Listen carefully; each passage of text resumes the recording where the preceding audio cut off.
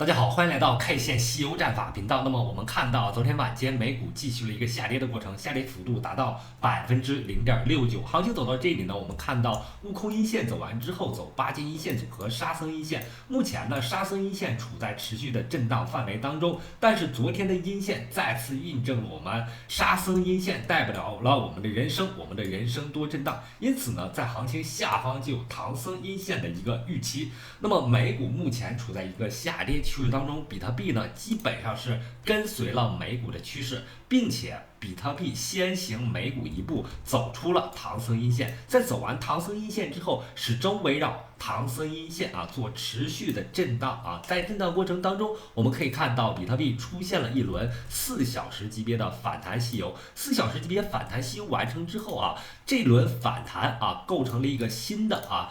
由这个波峰连线和波谷连线构成的这个收敛三角形，但整体趋势呢依然是一轮日线级别下跌吸油之后的尾声的反弹动作。反弹动作结束之后，根据我们 K 线西游战法时间级别切换到周线级别，我们可以看到在4月17日周线级别上走出了一个标志性的悟空阴线。我们知道悟空阴线是由石头缝里迸发出来的，被压在五指山之下从500年之后在500年之后在石头缝里蹦出来的是一个标志性的下跌的阴线。有了标志性的阴线之后，就有可能发生周线级别的下跌吸油。因此呢，对于比特币来讲接下来的行情当中仍然有机会走出一轮周线级别的下跌。最终呢，出现八戒阴线、沙僧阴线和唐僧阴线。这轮下跌呢，有可能会同上一轮的反弹发生时间级别上的对称。上轮反弹行情，我们看到1月9日这一周走出了一个周线级别悟空阳线，然后八戒阳线组、沙僧阳线和唐僧阳线。那么行情走到这个位置上，日线级别下跌吸完成之后，就有机会有可能走一轮周线级别的下跌吸油。因此呢，目前为止要对这一轮下跌和调整有所准备。那么有了这样的一个预期呢，本周就应该格外小心特别是在明天和后天美国有一个议息会议，还有一个 CPI 的数据要公布。这两则消息呢，有人问我会对这个市场行情怎样看？我认为消息在落地之前大概率都是会下跌，因为很多资金会考虑到风险的因素提前离场。在消息落地的当时的这个时间点，无论是好的消息还是坏的消息，都会有资金过来抄底。因此呢，消息落地的这一瞬间，行情往往是拉升的。那么在消息落地之后，行情要重新回到趋势当中。那么目前的趋势在日线级别上完成一轮日线级别下跌吸油，并且在4小时级别上发生一轮反弹之后呢，我们认为在周线的这个时间级别上有标志性的周线级别的悟空阴线之后，大的趋势依然处在一个下跌趋势当中。因此呢，在消息落地之前会发生下跌，消息落地的当时会发生快速的反弹，消息落地之后会继续前面行情当中的一个趋势，我认为大概率还是要走下坡路的。那么行情走到这个位置，目前在5到7月份是一个见底的过程，随着这个底部逐渐产生，我们要把现货仓位补满，要把这个多头仓位也慢慢补充进去。但是呢，行情走到这里，我仍然认为在行情里面应该有一个观察仓，这个观察仓呢是同行情起到一定的联系作用。有了观察仓之后，在下流行情当中再逐渐的把这个多头仓位或者这个现货仓位去补满。我认为本轮行情最重要的一个痛点呢是在$22,000。这个$22,000呢，我们可以看到日线级别上有一条隐藏的线这条隐藏的线呢在$22,000附近构成了一个支撑，同时呢也是日线级别上144均线和169均线构成了一个支撑线。这个144均线和169均线呢，在上游行情当中，特别是在3月份3用2附近的这一点上起到了充分的一个支撑作用。所以呢，未来144均线和169均线可能会对比特币的价格再次起到一定的支撑。同时呢，我们也可以看到前面行情当中，从22年8月份这个波谷连线连过来之后，也大概率在$22,000附近构成支撑。同时呢，$22,000附近也是1到3月份行情震荡过程当中形成的一个筹码密集区。因此呢，如果走周线级别下跌吸油，最终的底部区域大概率会在$22,000前后发生啊。因此呢，对于现货还是多单耐心等待这个点位的发生。那么如果你没有耐心去等这个点，那么可以建立一个观察仓，和行情发生连线之后，再逐步把仓位补满。那么未来2年，我依然认为是一轮牛市行情，比特币4年一个轮回的牛熊的更替啊。这个规律大概率不会发生变化啊，因此在下跌的过程当中，在左侧交易的同时，在我们有技术面分析的这个点位上逐渐布局。同时呢，5到7月份也是行情逐步见底的一个机会，底部建立之后，在8、9、10月份大概率行情会重新回暖啊，直到25年牛市到达峰顶。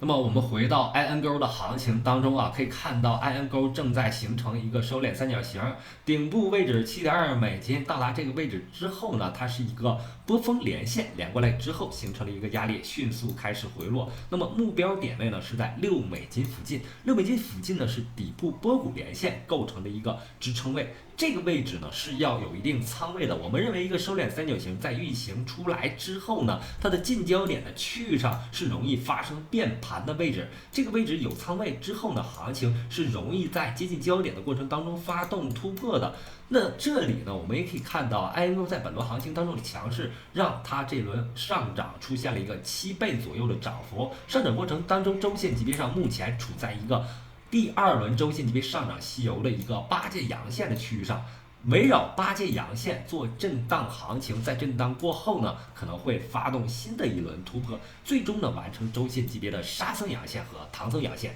也就是说，IN 钩是有机会出现第2轮的周线级别上涨吸油的。但是$6这个位置上千万不要全仓，因为在这个位置上如果跌破的话，下方的支撑位呢是在$4.7、11440均线和169均线附近。我们认为近焦点附近是容易发生变盘，这个变盘可上可下。但是行情在结构当中，如果发生下跌的话，下方呢是一个黄金坑的区域，因此呢，第一个仓位准备之后，如果发生上涨可以获利啊，可以斩获利润；如果发生下跌呢，你要有仓位去补充的这个点位呢，能拉低你的成本，同时呢，你也会赚到黄金坑位置上的一个利润啊。在 K 线吸油战法当中，我们要把握趋势，抓住位置。分仓进场，最终呢获得趋势上的利润。就这一点来说呢，是优秀于海龟战法的。海龟战法呢，往往提到的是突破海龟战法是一个驯化的战法，行情走出突破之后进场如果回落的话立刻止损。这样的话，它没有一个完整的仓位的控制，但是呢，我们 K 线吸油战法当中的4项战法就有一部分内容讲到了这个位置的控制和仓位的控制。因此呢，在行情当中控制仓位、把握位置是当前行情当中对于强势币来说你应该做到的。那么我们通过 JCK 这个土狗链上的浏览器网站呢，找到了一个金狗叫 BabyRFD。那一路接近20倍上涨之后在今天早上出现了一个归零行情。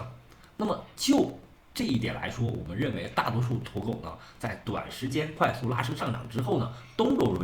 非常容易出现归零行情但是呢，我们要把握几点第一点呢，就是目前当中的一个热点。还有它的合约是否干净这些呢都可以通过 JCK 这个网站去进行查询，也非常容易查询得到查询到之后要第一时间在它开盘之后的非常短的时间内迅速判断，果断介入入场之后呢，一旦发生利润，立刻把本金抽离出来。如果发生亏损呢那么建议的是发生亏损20%到30%，立刻止损离场，耐心等待一个新的机会，再介入到行情当中那么对于土狗币来讲往往是不建议持仓过夜的。这个持仓过夜呢，指的是在你没有把本金撤离之前一定不要持仓过夜这种行情呢，非常容易出现巨大的波动。一旦归零之后很多这种币种呢，就是主力庄家或者说是项目方彻底的放弃了啊，它的操盘动作彻底的将它打入了冷宫啊。所以呢，对于土狗币种保本保命是非常重要的，也建议大家对于这些币种啊，更多的建议是小资金入场，以小博大，换取真金白银的利润啊。目前呢，对于土狗币来说几乎每个小时都有好多币种上线以太链或者其他这么多的公链系统上。但是呢，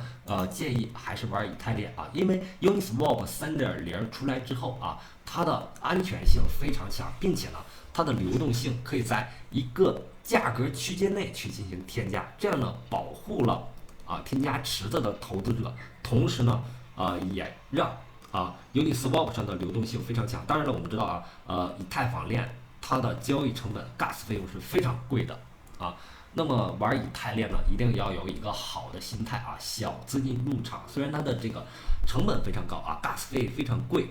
这个汽油费非常贵但是呢，控制仓位，小